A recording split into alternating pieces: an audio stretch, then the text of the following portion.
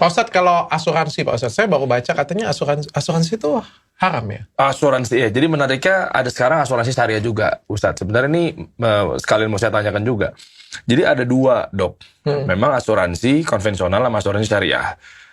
Yang pertama asuransi konvensional ya memang kita nggak sakit, kita nggak tahu gimana, ya pokoknya harus nyicil tiap bulan. Karena udah dipatok tuh.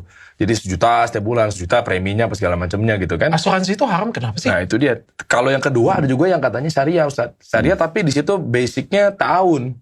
Jadi untuk kita tolong menolong dalam untuk membantu orang sakit.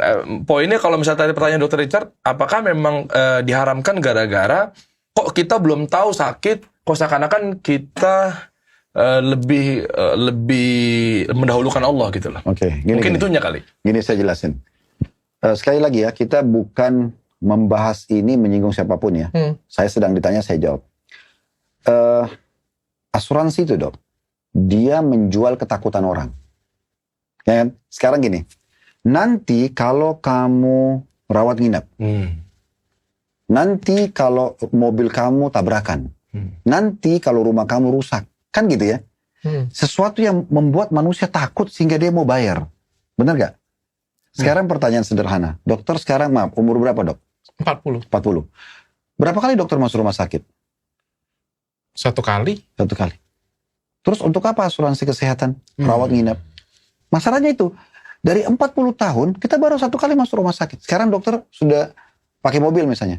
Bayar asuransi, ores. Berapa kali dokter tabrakan?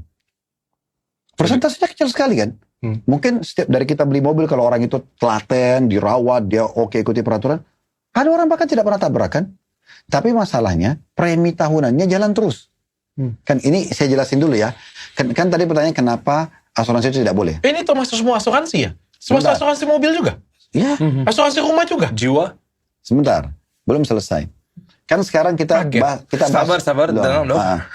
Sekarang kan tadi Akhderi bilang ada syariah, ada konven kan. Nah, kenapa bahasan ulama tentang masalah asuransi ini menyorot sekali? Karena masalah itu menjual ketakutan orang, ditakut-takutin gitu loh. Nanti kalau rumah kamu kebakaran, nanti kalau mobil kamu tabrakan. Jadi itu yang dijual, sehingga orang kena takut. Oh ya, kalau saya tabrakan, gini segala macam. Gitu. Jadi orang karena itu mengeluarkan uangnya. Yang kedua, di asuransi konven ini, apa yang dokter bayar? Ini kalau tidak komplain, misal kita bayar asuransi mobil ores. 1 tahun misalnya, contoh ya, angka 5 juta.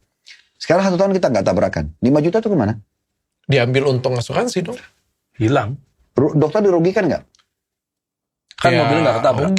Rugi. Itu namanya gharar. Ya tapi kan jual beli biasa seperti itu. Itu bukan jual beli. Dokter harus dapat manfaatnya. Sekarang begini, kalau mau real, harusnya kan dokter tawarin jasa nih, saya punya asuransi mobil. Ustadz mau nggak masukin? Oke, saya tanya, saya bayar berapa? 5 juta 1 tahun.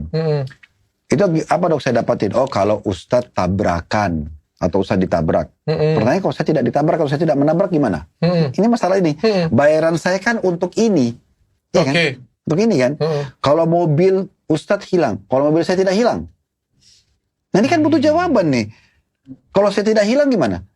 Itu kemana uang saya itu? Untuk apa? Dia untuk perusahaan dong. Lah, saya belum dapat manfaatnya dong. Mobil saya belum hilang. Ya tapi kan kalau Pak Ustadz numbur ada apa-apa kan Pak Ustadz dapat manfaatnya lebih. Nah, itu masalahnya. Kalau ada apa-apa, ini masih samar.